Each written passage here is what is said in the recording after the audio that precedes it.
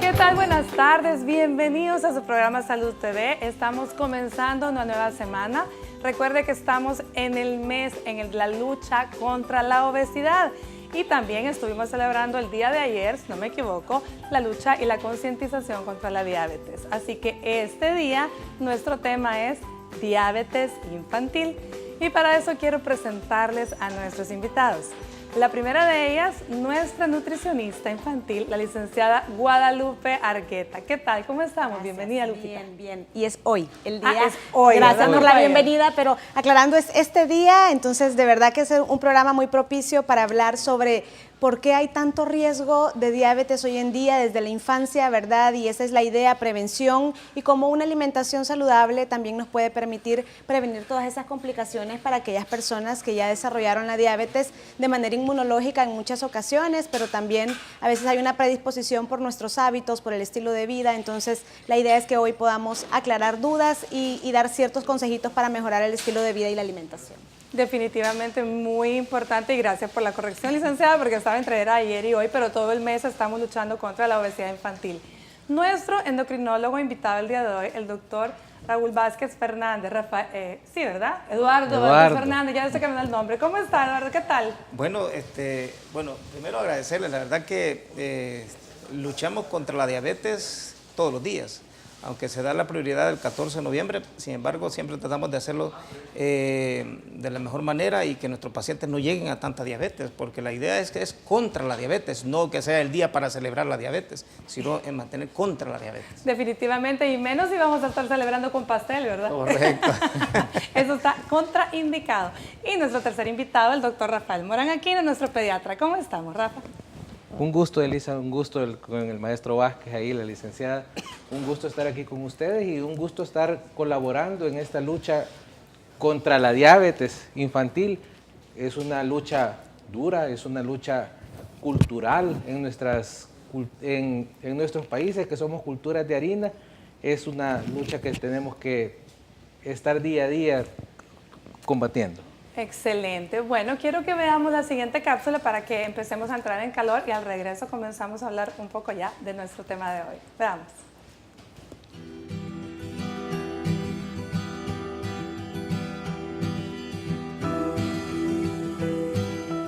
La diabetes se caracteriza por una alteración en la producción de la hormona insulina, por el páncreas o por una resistencia a la acción de esta en el organismo. La insulina es la que ayuda al organismo a transformar el azúcar en energía, promoviendo así un buen funcionamiento del cuerpo humano. La cantidad liberada de esta hormona depende mucho de la cantidad de azúcar que se ingiere.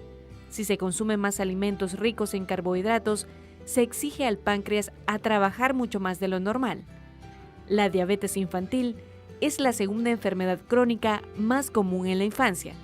Antiguamente era una enfermedad propia de adultos, pero con el crecimiento del índice de obesidad infantil asociada a una vida sedentaria y a los malos hábitos alimenticios, los casos de diabetes en menores de edad han aumentado considerablemente.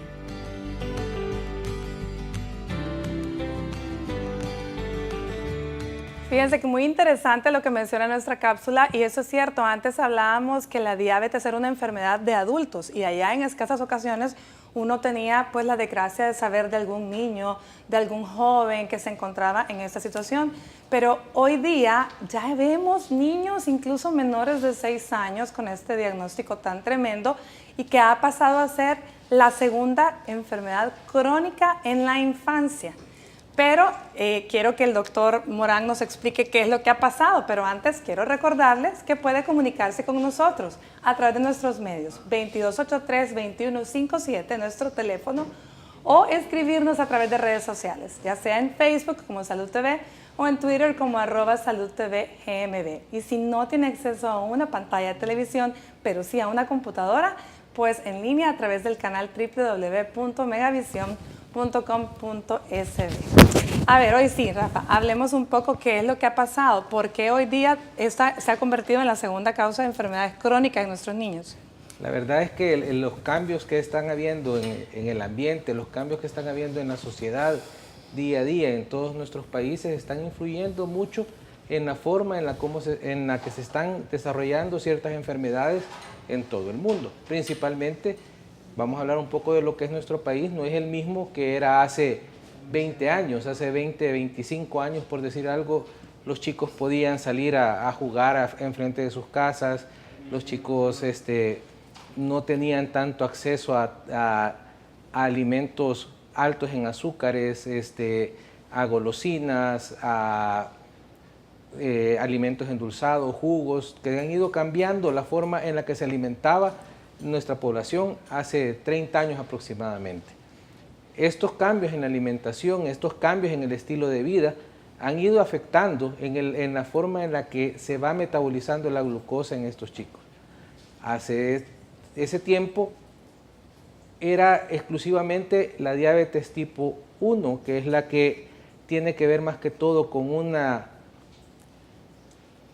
alteración en la producción de la insulina, la que afectaba a los niños.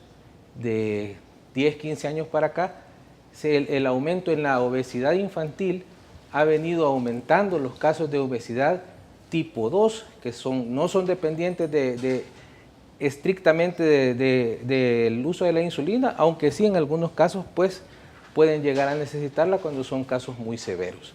Todos estos cambios en la forma en la que nos estamos desarrollando en nuestros países son los que han venido a aumentar esta epidemia de diabetes infantil. Excelente. Sí, realmente llama la atención. Yo recuerdo mi infancia, al menos, ya hace bastantes añitos. No, era difícil encontrar una gran gama de chocolates y de dulces que hoy día los encontramos por doquier en cantidades. Realmente antes era como bien poquito, no pasábamos de la misma marca de chocolate y no siempre nos compraban, mientras que ahora estamos bombardeados, tenemos como que más acceso. Pero aparte de la obesidad infantil como causa la diabetes en los niños, ¿cuáles son las otras causas que genera la diabetes infantil, doctor Vázquez? Bueno, hay un cambio que sí hay que aclarar, es significativo. Teníamos hace unos 20, 30 años, cabal, donde teníamos una diabetes tipo 1 y una diabetes tipo 2. ¿Verdad? Donde decíamos, bueno, este niño, por ser niño, va a ser una diabetes tipo 1 y consideramos el componente inmunológico que alteraba su producción insulínica y que por lo tanto dependía prácticamente de la insulina. Sin embargo, hoy en día tenemos la sorpresa, y no solo ha sido sorpresa en nuestros medios, en nuestro país, sino que a nivel mundial, donde tenemos niños de 8 o 10 años que tienen diabetes tipo 2. Donde se consideraba, incluso la literatura podemos buscarla por allá por los libros de medicina, donde decía que todavía 30, 40 años se producía la diabetes tipo 2, que hoy en día la encontramos en niños de 6, 8 años, por las condiciones mismas que el doctor explicaba, el sedentarismo, el contenido de grasa, el alto contenido de alimentos procesados, que son los que más daño nos está causando. Esta condición es la que ha variado totalmente a nivel mundial el aparecimiento temprano de la diabetes, al grado de que hoy en día teníamos hace más o menos unos 2 años 384 millones de diabéticos a nivel mundial, y hoy ya vamos por los 415 millones de diabéticos, que están generando diariamente una cantidad más que todo infantil, que es la que más nos preocupa, porque es la población futuro de este país o de cualquier país del mundo, donde va a tener que encarar enfermedades crónicas, degenerativas y progresivas, que no lo van a hacer llegar a una calidad de vida al final de su término. Y eso es lo que está pasando hoy en día. ¿Qué hay de las causas genéticas, doctor, o de la predisposición o de los cambios que pueden haber durante el embarazo de una madre para con los niños? Sí, durante el embarazo se dan 2 fenómenos. Una es que niños macrosómicos, o de alto peso, estos niños ya vienen con una predisposición a tener una diabetes, tener algún grado de obesidad, y niños que son menores de 1.500 gramos también, que es el peso, que no debe de venir ni abajo ni arriba, sino andar entre esos medios. Incluso yo he tenido pacientes que me dicen, no, mire, mi hijo pesó 480 gramos, 4.800 gramos, es un niño grande, obeso. Chulo. Y eso, es chulo, y les alegra por esa condición. Sin embargo, aunque el médico no les exprese en ese momento, casi en la mayoría de veces, el médico sabe perfectamente de que esa condición lo está llevando a un mal pronóstico a un niño que tiene un peso mayor de esa cantidad.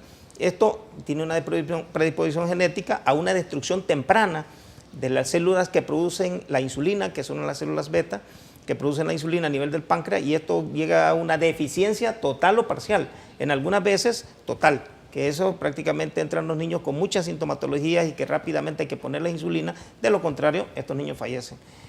Y otro es prácticamente los niños que tienen alguna producción parcial y que estos generan algún grado de que estos niños, a pesar de que sea parcial, siempre tienen esa complicación de tener alguna fase aguda, porque en los niños se presenta mucho el descontrol nutricional, que muchas veces se genera la hiperglucemia, la elevación sostenida de la glucosa, y lo lleva a cuadros de cetoacidosis diabética, que es una complicación que casi en su mayoría de veces se veía más en niños que tenían diabetes tipo 1. Hoy no, aquí también se ven diabéticos tipo 2, que es totalmente distinto.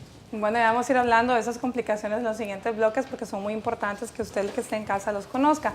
Pero ya dijimos una palabra clave y hablamos de la nutrición, y yo quiero que, licenciada, cuéntenos, usted que ve niños precisamente, ¿cuál es el problema más serio que tenemos en cuanto a nutrición para los niños que están, ya sea con diabetes o con cualquiera de los otros tipos de relación de resistencia a la insulina, hiperinsulinemia, etcétera? Claro, en definitiva, estamos frente a niños que sí, el riesgo por la obesidad es bien alto, las curvas, ¿verdad? Que es una de las formas en las que podemos identificar, manejarlas. Ahora en día lo hago con índice de masa corporal para la edad y nos permite ver relaciones en las que si los percentiles están fuera del 95, definitivamente el riesgo de crecer con una obesidad y de padecer obesidad en la edad adulta, lo hemos hablado en otras ocasiones, si se resuelve a tiempo puede no padecerse obesidad. Pero ¿qué pasa con un niño que tiene este riesgo desde los 4 o 5 años y no hay cambios en hábitos? Porque yo acá siempre lo amarro a la familia. El trabajo real no es con el niño, y lo digo porque el padre cree que lleva a dieta al niño, y eso estamos de acuerdo. Uno, es injusto, ¿verdad?, que un niño tenga la responsabilidad de hacer cambios cuando su nivel de madurez para poder hacer ese tipo de cambios y decisiones es muy bajo y se va desarrollando con los años. Pero en el caso de los padres sí, porque tiene mucho que ver con hábitos que sí vienen de hace 20, 30 años. Ellos sí los tienen desde hace muchos años, pero el acortamiento del tiempo que estamos dedicando a la elaboración de los alimentos, a la planificación de las comidas, desde la compra en el supermercado, están arriesgando a nuestros niños a solo abrir la lonchera y tener bebidas envasadas, snacks empacados, todos, la mayoría, altos en azúcares, altos en grasas saturadas. Entonces también podemos tener niños con elevación en el colesterol, elevación en los triglicéridos, elevación incluso en su presión arterial. Entonces, ahorita el hecho de enlazarlo a que son niños con un alto riesgo por el tipo de alimentación, sí llama la atención que definitivamente esta hiperinsulinemia que está ocurriendo previo al desarrollo de una diabetes probablemente es por el tipo de alimentación y el estilo de vida que los chicos hoy están llevando. Mucha tecnología a la mano, actividades de ocio más que de deporte, juego, que antes también eran muy comunes y que yo creo que todos recordamos. Llegábamos del colegio, nos cambiábamos y era jugar mica, ladrón librado. Eso ya lastimosamente no existe. Entonces el sedentarismo está jugando un papel muy relevante, y a esto le sumamos entonces una alta ingesta de energía en el día que no está siendo utilizada. Y ojo, con esto llamo la atención a no poner a dieta. ¿Por qué? Porque creen que entonces la clave está en restringamos. Y no, si nosotros restringimos, podemos incluso estar asaltando el crecimiento y desarrollo de los niños adecuado. Así que no, la clave es buscar mejor calidad en la alimentación, volver más activos a nuestros chicos, pero hacerlo en familia para no solamente estar empujando al niño a hacer cambios, que necesita ejemplo, que necesita que alguien le modele para que de verdad se convierta en un nuevo hábito. Excelente. Bueno, y de eso y más vamos a estar hablando cuando regresemos de la pausa comercial.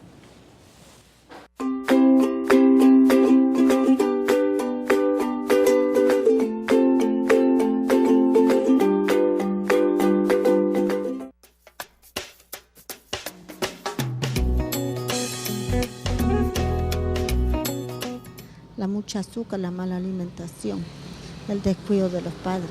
Una alimentación adecuada, no mucha azúcar, no mucha soda, no mucha grasa, más verduras, más comida sana. Mucho azúcar, muchas pastas, y a veces puede ser hereditario. Quizás comer muchas golosinas, bebidas gaseosas. Yo digo que darles mucho azúcar, dulce, golosinas, gaseosas, todo eso para los niños es malo. Un niño que tenga mucho peso, ese niño es el que le da diabetes. Pero hay que ponerlos nosotros a los niños a dieta y darles una comida balanceada. Que coman muchas cosas dulces, gaseosas, eso. Y que no hagan ejercicio también. Sí. Porque se vuelven obesos y pues las grasas después se vuelven azúcar. Entonces tienen que hacer ejercicio. Primeramente tratarlos más que todo dándoles verduras, dándoles cereal y bueno, no perder nuestras costumbres en cuanto a nuestras alimentaciones, ya que los niños no quieren comer productos como por ejemplo, si hace pitos en Aiguaste, uno ya esa comida la hayan rara y bueno, huyen de la cebolla y del ajo y bueno, y es más, no quieren ni comer tortilla, entonces uno debe de preocuparse en ponerle mayor atención y el gobierno debe tomar medidas en las escuelas que no vendan todo ese producto, boquitas chatarra, comida chatarra, pues dentro de las escuelas. Creo que eso sería un gran beneficio para la población infantil.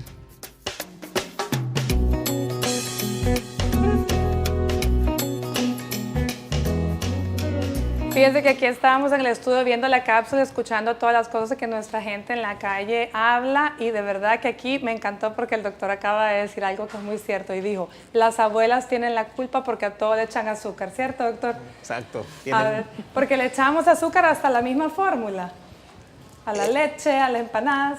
Exacto.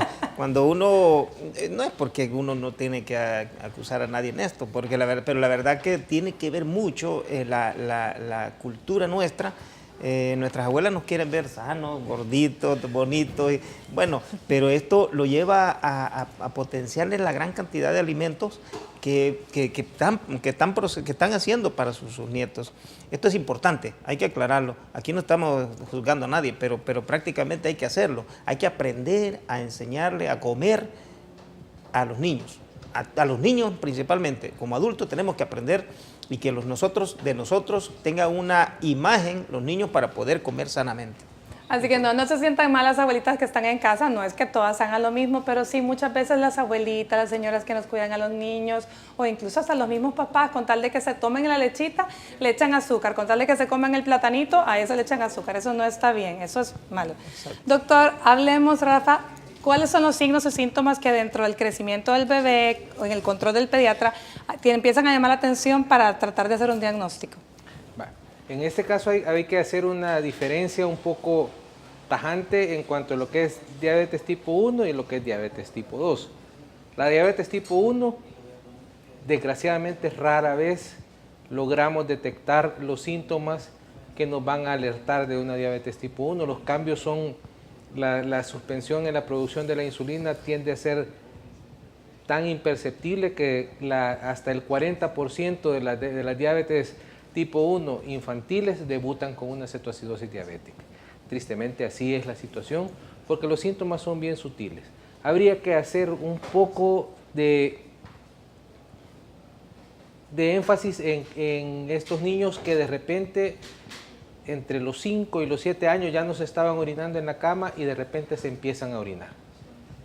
Los asociamos a que puede ser algo psicológico, algún problema, pero hay que hacerle por lo menos su examen general de orina para ver si no está aumentando la depuración de la glucosa y eso está llevando a que orine más veces y que se esté orinando en la noche. Igual que esté muy apagado o que se nos detenga el crecimiento. Si un niño abajo de los 7 años de repente de la nada se nos detiene el crecimiento, dentro de los exámenes de rutina que hay que mandar es una glucosa en ayunas. Ahora vamos a la sintomatología de los chicos con la diabetes tipo 2. Aquí en lo que tenemos que ir buscando más que todo son los signos de riesgo.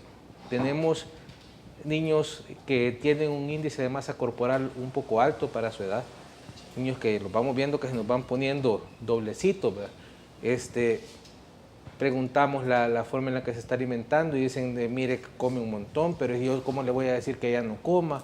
Porque paradójicamente las células no tienen azúcar, pero afuera hay un gran montón de azúcar, entonces el organismo interpreta como que necesita más comida y estos chicos están comiendo mayor cantidad y no la están utilizando. Uno de los signos más característicos es la acantosis nigricans, que es la que es una costra negra que hace más que todo en los pliegues y en la parte posterior del cuello.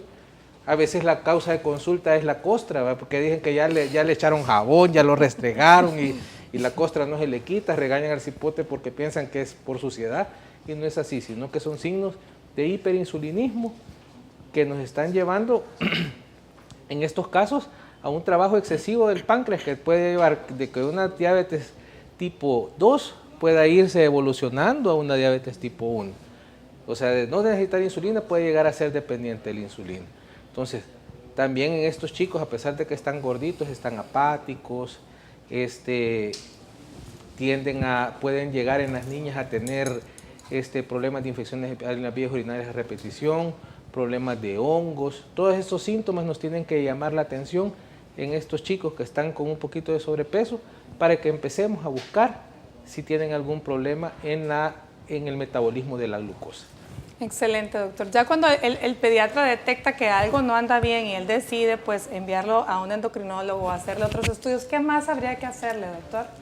¿Qué más hay que investigar? Cuando ya tenemos todos los datos establecidos y clínicamente está demostrado de que puede tener la diabetes, en su mayoría, el doctor lo explicó claramente, una de las situaciones que sucede es que el niño deja de crecer.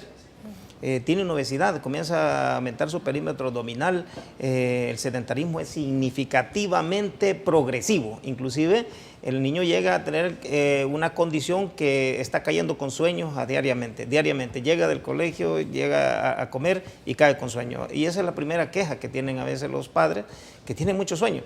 Y lo otro es que no se anima por ningún deporte, no tiene ninguna actividad y comienza a tener las famosas, los tintes o acantosis nigricans que se presenten tanto en los pliegues, en cuello, axilas, pliegues inguinales y genera todo este tipo de resistencia a la insulina. ¿Qué es lo que sucede? ¿Qué es lo que debemos de mandar? Primero, los niveles de glucosa y tenemos que mandar también, hoy en día ya hay criterios para utilizar también la hemoglobina glucosilada, que prácticamente ya es parte del diagnóstico, ¿verdad? El examen general de orina, ¿verdad? Un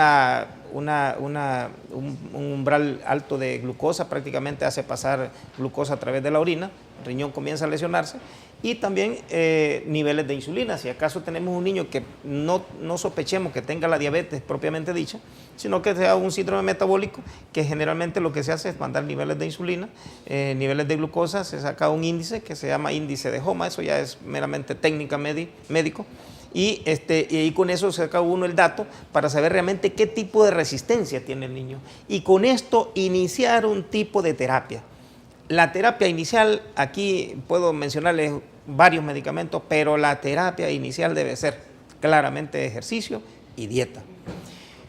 Fundamental porque esto hace que se produzca gran cantidad de insulina a nivel del páncreas, esto genera una liberación sostenida, esto hace que el niño sienta la necesidad de comer porque la insulina como tal es un anabólico por excelencia, formador de tejido y estimulante del apetito, el niño va a sentir siempre hambre.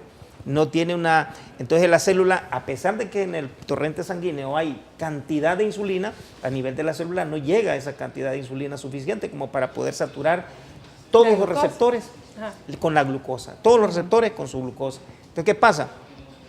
El páncreas reconoce eso como un ataque, una injuria y comienza a producir más insulina. Estimula al hígado a que produzca más glucosa y así sucesivamente. Ese ciclo no se rompe mientras no tengamos un plan, pero así claramente estricto en cuanto a la nutrición y dieta. Excelente. Entonces, Lupita, ¿cómo vamos a comenzar el abordaje inicial en un niño que se le ha diagnosticado ya sea una hiperinsulinemia o que ya tenemos altas cantidades de azúcar no relacionadas directamente? Bueno, Lo inicial es que incluso los padres reconozcan quiénes son todos estos alimentos que se convierten finalmente en glucosa en el organismo, ¿verdad? Y lo primero que hacemos es, bueno, explicarle brevemente qué es lo que está ocurriendo una vez el niño consume el carbohidrato. Este carbohidrato, si es refinado o simple, ¿verdad? Como le denominamos, se va a absorber y se va a utilizar y por lo tanto se va a acumular en la sangre más rápidamente y el cuerpo va a estar demandando con más frecuencia que tú le estés brindando de nuevo una fuente de energía y en este caso le llamamos carbohidratos a todas las harinas, panes y cereales, ¿verdad? Que sabemos que quien no inicia el día, por ejemplo, con un pan, con un cereal, con frutas, que también es otro de los grupos que nos aporta su propio carbohidrato, que es en este caso la fructosa, el azúcar de la fruta, y la leche, que tiene también su carbohidrato propio. Entonces tenemos prácticamente tres grupos de alimentos en el que estamos obteniendo fuentes de carbohidrato, que su destino final o su producto final es la famosa glucosa, que es la que nos está permitiendo tener un incremento en la producción de insulina cada vez que llega al organismo, cada vez que pasa del estómago al intestino y se empieza a absorber y llega a la sangre, liberamos esta insulina. Entonces le explicamos la importancia de empezar a fraccionar estas fuentes de carbohidrato y a acompañarlas de ciertos alimentos de otros grupos que no contienen carbohidrato que se convierten en una barrera. ¿Una barrera para qué? Para esa absorción rápida, esa asimilación que el niño está teniendo muy rápida del carbohidrato. ¿Quiénes son estas barreras? Las fuentes de proteínas, que sabemos que muy bien son las carnes, el huevo, ¿verdad? Incluso sabemos que hay proteínas de origen vegetal, pero normalmente lo vamos a asociar a las proteínas de origen animal, que son las que más usamos, por ejemplo, el huevo, ¿verdad? Le explicamos cómo formar un desayuno en el cual va a ir una fuente de carbohidrato como una rodaja de pan, preferiblemente integral, para poder usar la fibra también como otra barrera, que sabemos que no es un nutriente, de hecho es un componente no digerible en el cuerpo, pero que enlentece el proceso de metabolismo, absorción, utilización de este carbohidrato. Y la otra barrera es la grasa, que siempre animamos que nos vayamos más por la vía de grasa de origen vegetal que de origen animal, por la misma predisposición a desarrollo de enfermedades cardiovasculares. Entonces, vamos a utilizar estas barreras acompañando a los carbohidratos y les vamos a enseñar a fraccionar estos carbohidratos en 5 a 6 tiempos de comida al día. Bueno, importantísimo todo esto. Vamos a tratar de luego desglosarlo ya en la forma práctica, ¿cierto? Así que vámonos a una pausa y venimos con más de Salud TV.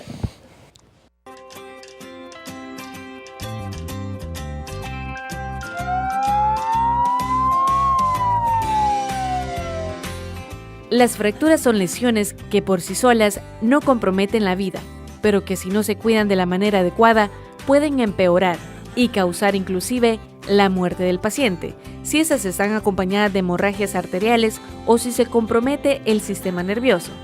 Cuando estés ante una de esas emergencias, no debes mover a la víctima, ni trates de acomodar el hueso roto.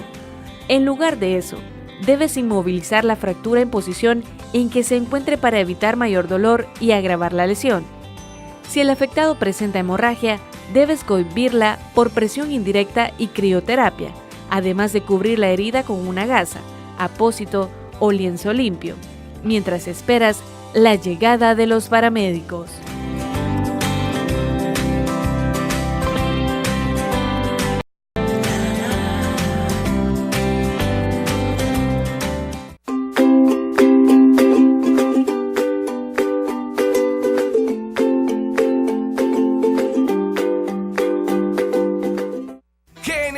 Marca reconocida mundialmente con más de 80 años brindando confianza y calidad en vitaminas y minerales. GNC. La cadena estadounidense de vitaminas y minerales GNC lleva ya más de 80 años desarrollando productos para el cuidado personal y de la salud. Recuerde que GNC le ofrece vitaminas y minerales, nutrición deportiva, cuidado para la salud, la belleza, tanto tuya como de tu familia. La variedad de productos y las mejores promociones se encuentran en GNC El Salvador. Visita la página web www.gnc.com.sb y encuentra las 13 sucursales a nivel nacional. Búscalos en redes sociales y dales like en Facebook o bien síguelos en Instagram como GNC El Salvador y conocer así las mejores promociones. Continuamos nosotros en el estudio hablando de diabetes infantil.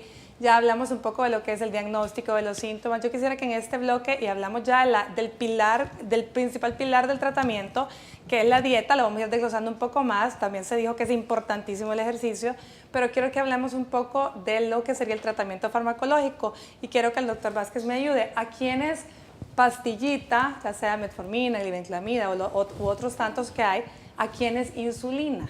Y que la gente sepa que no hay que tener miedo. Correcto. Una de las situaciones es que hay que definir qué tipo de diabetes tiene, la diabetes tipo 1 o tipo 2. La diabetes tipo 1 prácticamente ahí no hay discusión, esa es insulina desde hoy hasta el último día de su vida. Está el diabético tipo 2, que todavía hay una producción de insulina y que en un momento determinado esta insulina podemos controlar su metabolismo, inclusive disminuyendo las cantidades de glucosa y con esto hacer que la insulina nos produzca un bienestar en el paciente a través de medicamentos vía oral. Hay medicamentos vía oral hoy en día que prácticamente se dan incluso en pacientes que tengan una condición de síndrome metabólico, o sea, un hiperinsulinismo o una obesidad que no esté asociada directamente a la diabetes, pero que sabemos que a la vuelta de la esquina va a tener una diabetes. Pero ¿qué pasa? Hay pacientes que se nos salen de esa tangente, prácticamente tenemos pacientes que se nos van por otra línea y estos llegan a tener niveles de glucosa tan altos que requieren el uso de insulina de forma temporal en algunas veces. Y esto depende mucho porque muchas personas nos preguntan, bueno, y entonces la insulina, pues le ponemos insulina a un niño, entonces estamos hablando de que está grave. No. La condición se pone grave si dejamos que esa glucosa permanezca alta. Esa es la condición que hay que vigilar, porque la insulina lo que hace es metabolizar adecuadamente los niveles de glucosa sanguíneo, porque la insulina, como sabemos, la diabetes tiene tres condiciones. Una es la baja producción de insulina al final del aparecimiento de la enfermedad, la poca actividad bioquímica que tiene la insulina que produce el paciente, que ya es de mala calidad, y la condición muy disminuida que también ya tiene. Estos prácticamente son los parámetros que nosotros tomamos en cuenta para poner en qué tipo de tratamiento o terapia tiene que tener el paciente. Aclarando que la insulina sigue siendo uno de los mejores tratamientos a nivel mundial.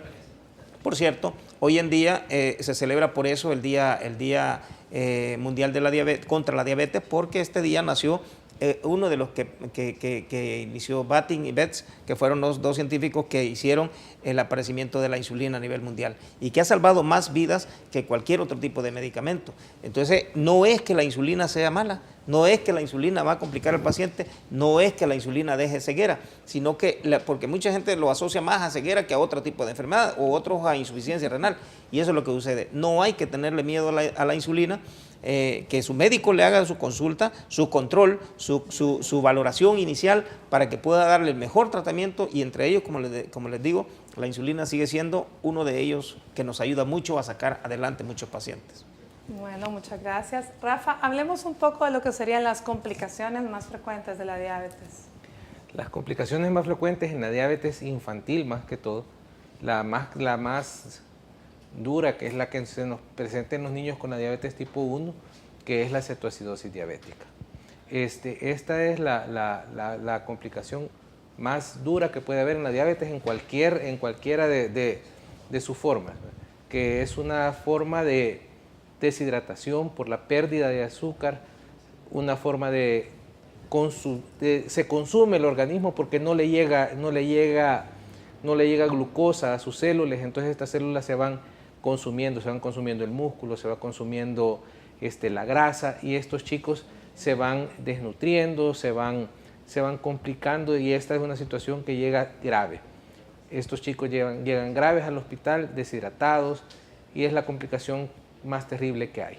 El tratamiento, como decía el doctor Vázquez, de estos pacientes, además de la hidratación, es la insulina de por vida. El niño con diabetes tipo 1 le toca insulina de por vida, y si cumple con su insulina de por vida, puede durar muchísimos años llevando una vida prácticamente dentro de lo que cabe normal, siempre y cuando se cumplan con todas las indicaciones, tanto nutricionales como de ejercicio, como de cumplimiento de sus medicamentos, que es bien difícil en un niño de 5 años de 5 o 7 años, decirle que se va a restringir un montón de cosas y que lo vamos a estar pinchando día a día, tantas veces al día, para ponerle la insulina, y que además lo vamos a estar pinchando para medirle el azúcar cada vez que come, antes de que coma, después de que coma.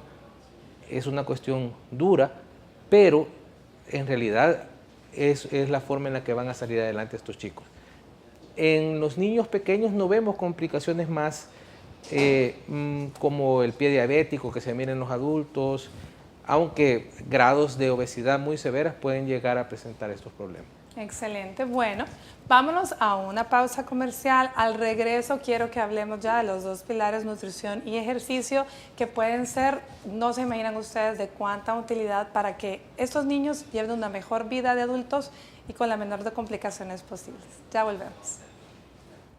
GNC, marca reconocida mundialmente con más de 80 años brindando confianza y calidad en vitaminas y minerales. GNC.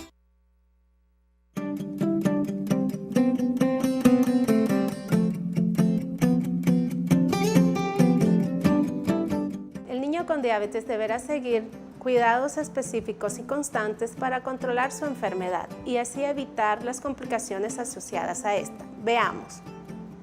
Sin llegar al cansancio extremo, las prácticas deportivas más recomendadas son las aeróbicas.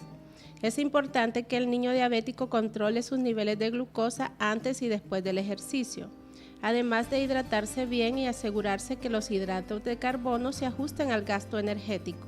Cuidar la alimentación es un factor clave y tiene que ser variada para que el niño reciba las calorías, vitaminas y minerales que necesita para un desarrollo armónico. La sal no está contraindicada en principio, pero como favorece la hipertensión arterial, conviene no abusar de ella. Asimismo, se debe evitar a toda costa el consumo de comida chatarra y bebidas carbonatadas por su alto contenido de grasa que se convertirá en azúcar. De igual forma, no debe permitírsele ingerir golosinas altas en azúcar. La higiene física y emocional es importante para el desarrollo óptimo de un niño con diabetes. Para más consejos, consulte con un médico especialista.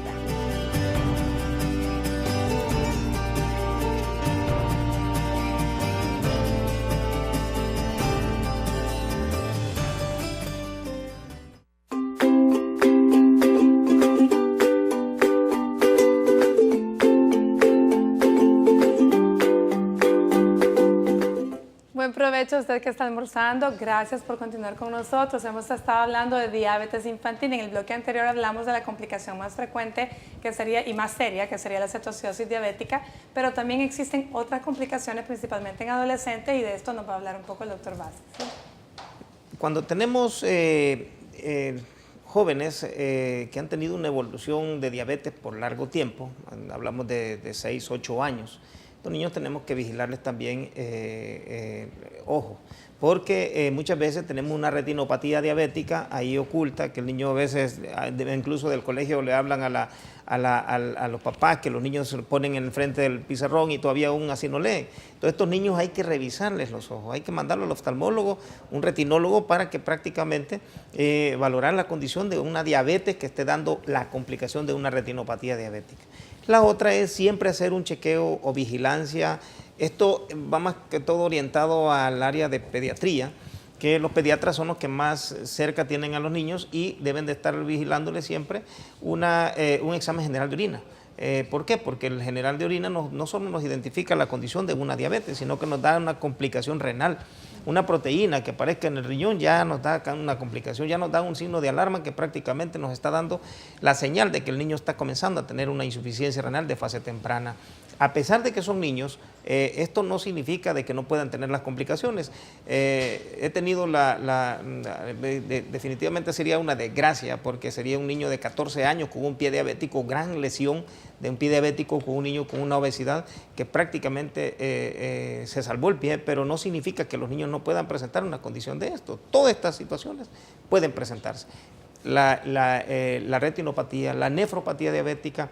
Y lo otro, como la licenciada bien lo dijo, no es a restringirlo de nutrición, porque si no lo vamos a pasar a otro lugar, que es una neuropatía caquéctica diabética, que entonces complicamos más la condición. Por eso es que esto debe ser tratado con un profesional que sepa de esto, que maneje la dieta, que esté a diario en control, porque esta situación puede complicar las cosas. La diabetes, como yo siempre lo he dicho, es una enfermedad crónica, degenerativa y progresiva, por lo tanto merece la atención tanto de su padre, madre, su médico de cabecera, que lo tiene para que se maneje adecuadamente una condición. Excelente, bueno. Licenciada Guadalupe, ya estuvimos hablando un poco de lo que era, cómo vamos a tratar de combatir estos niveles tan altos de azúcar o estas deficiencias de insulina, y que íbamos a ocupar alimentos de bajo contenido, de bajo índice glicémico, pero alto contenido energético, proteínas para barreras. Hoy pasemos todo eso a nombre de alimentos. ¿Cómo vamos a hacer? Sí, en definitiva, el volverlo ya el día a día, ¿verdad? En el que probablemente no va a ser la madre de familia que lo acompaña a la consulta quien va a preparar los alimentos de una forma muy sencilla. Hay que poderle explicar al cuidador, si en este caso es un empleador, ¿verdad?, que está diciéndome, mire, pero ¿qué le hago? ¿Qué le ofrezco? Una característica importante es esa, tener al menos alternativas 3, 4 diferentes para un desayuno, porque recordemos que los niños son muy inclinados a desayunos dulzones, les llamo yo, aquellos en los que solo mezclamos cereales con la leche o preparamos pancakes o waffles o alguna versión dulcita de desayunos. Pues ahí no es que lo tengamos que dejar de hacer en su totalidad, pero el ponerle esa barrera, hoy voy a darles ideas bien sencillas de cómo lograrlo, y es que usando la proteína, hablábamos del huevo, podemos tener 2, 3 desayunos diferentes en la semana en el que podemos utilizar el huevo en diferentes versiones e incluso mezclarlo con otras, como es el jamón. Si tiene cuidado de la grasa en la casa, pues más que todo utilice jamón de pavo, de pollo, pueden ser algunas alternativas, queso tipo mozzarella o incluso quesos frescos, que pueden ser una alternativa que a los niños les pueden agradar más que los quesos que son muy simples, pero que de igual manera podemos aderezar o sazonar un poquito para mejorarles el sabor. Estos nos van a servir de barreras acompañados de sus harinas. Las leguminosas son una fuente importante de fibra, y ahí viene el frijol, favorito de muchos salvadoreños. Usar el frijol acompañando al huevo, el queso, puede ser una alternativa, y la tortilla salvadoreña o el pan integral puede ser también una opción para acompañar. Ahora, es mejor que utilice leche a que utilice jugos. ¿Por qué? Porque en la leche no solamente vamos a tener el carbohidrato de la leche, sino también vamos a tener proteína de la leche, ¿verdad?, de origen animal, y vamos a tener, para un niño que no estamos haciendo una restricción importante cuando no hay obesidad, leche semidescremada o leche entera. En el caso de que sea un niño que tiene poca ganancia de peso, no habría ningún inconveniente, pero sí es importante que evitemos aquellos jugos envasados, incluso naturales, si las dosis son muy altas, que las reduzcamos a no más de 6 onzas en una comida, para que no tenga un efecto significativo en la glucosa de este niño, ¿verdad? Pasamos a la lonchera, que esto también es bien importante. En lugar de dar dinero y dejar en la decisión del niño qué comer, ponga una lonchera en la que usted haya armado opciones como, por ejemplo, sándwiches con pasta de pollo, sándwiches con jamón y queso. Podemos incluso usar algún tipo de tortilla integral o de maíz, que no es necesario que se le añada mucho más que un queso diferente cada vez que va a prepararlo, y puede ponerle incluso fajitas de vegetales tan sencillos como chile, cebolla, tomate. Hay niños que excepcionalmente les gustan los hongos, también puede añadir hongos, y esto le va a ir incrementando las barreras, hablábamos, para que el carbohidrato se absorba de manera progresiva y le permita participar de actividades tanto físicas como mentales, ¿verdad? Excelente. Bueno, nos vamos a nuestra pausa comercial y venimos ya con lo último del programa de hoy.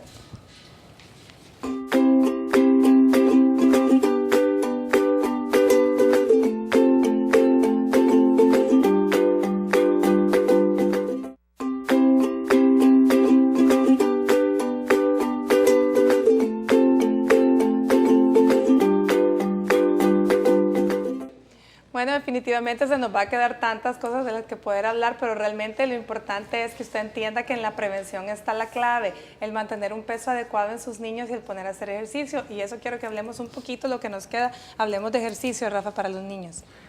Es bien importante en estos chicos que los pongamos a hacer alguna actividad. No es necesario que el niño haga una maratón, pues, o sea, simple y sencillamente, y nos va a servir a nosotros también como padres, salir con nuestros hijos a caminar. Tiene que caminar 150 minutos como mínimo a la semana.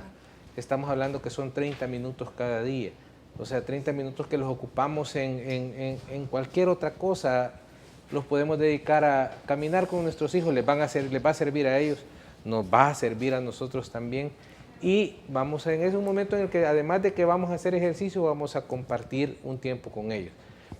Claro, además pues se podría involucrar en actividades deportivas 1 o 2 veces a la semana a estos chicos para que ellos vayan teniendo mayor actividad. El gran problema que tenemos ahorita es el que estamos sentados jugando un videojuego o viendo la televisión o cualquier otra cosa menos movimiento. Necesitamos poner en movimiento nuestro organismo para aumentar el metabolismo, para aumentar la producción de insulina, para aumentar la utilización de la glucosa. El tratamiento no sirve de nada si no hay ejercicio. El ejercicio es parte fundamental en este tratamiento. Excelente. Bueno, doctor Vázquez, algo que quisiera usted, aprovechando que hoy es el día, ¿verdad?, la concientización de la diabetes, el mensaje que quiere que le quede a nuestros papás que nos están viendo. Bueno, mencionarles de que si yo tengo un familiar con diabetes, de esto se trata el día prácticamente, hacer una prevención. Si yo tengo un familiar con diabetes, por favor, los familiares que tengan alrededor de él tienen que hacerse su chequeo médico, porque la prevención en contra de la diabetes significa menos aparecimiento de la enfermedad. Entonces, esto es clave, porque de 2 diabéticos familiares, 1 tiene diabetes sin darse cuenta. Entonces, esto tiene que estarse en un chequeo constante. Y lo otro, los medicamentos como la insulina, vuelvo a recalcar que prácticamente no es un medicamento altamente seguro. A sus dosis adecuadas son altamente seguros y es un medicamento que tiene un beneficio significativo en el paciente con diabetes. Y siempre aclararles de que siempre tengan claro una situación, que la diabetes es crónica, no se cura, o sea, es degenerativa, hay que prevenirse, hay que hacer ejercicio. Los ejercicios de contrapeso también son importantes en el paciente con diabetes porque son los que fortalecen más el músculo, ¿verdad? Los aeróbicos son importantísimos, pero siempre hay que agregar algún poquito de pesas por ahí. Bueno, importantísimo entonces el mensaje, así que ya lo escucharon, lo importante es cuidarnos. Y yo quiero dar un mensaje también a todas esas mujeres que están embarazadas o que piensan tener hijos. El hecho de cuidarse durante el embarazo es bien importante, también con una alimentación balanceada para que no tengan incrementos de peso exagerados que las puedan llevar a complicaciones en las cuales está la diabetes del embarazo o diabetes gestacional, que ya dijo el doctor que también pues tenemos niños con arriba de 4 kilos y con mayor chance de tener problemas con el azúcar. Y también la otra cara de la moneda, los niños con restricción del crecimiento pueden tener problemas de diabetes cuando sean adultos. Este ha sido nuestro mensaje de hoy, espero que les haya quedado claro. Yo quiero agradecer definitivamente a Lupita, a la licenciada. Doctor Vázquez, un placer. Rafa, doctor Morán. Un gusto. Gracias a ustedes que nos acompañaron, espero que tengan un excelente inicio de semana y mañana vamos a hablar de la restauración de piezas dentales. Así que nos vemos mañana por la misma hora, mismo canal. Por hoy, que Dios les bendiga. Linda tarde.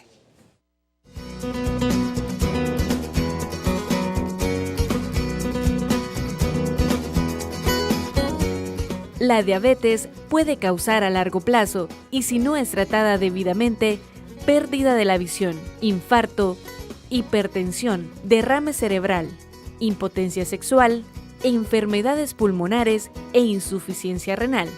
En los últimos años está disminuyendo la edad media de aparición de la enfermedad, mientras que hace unos años era más numerosa en la pubertad.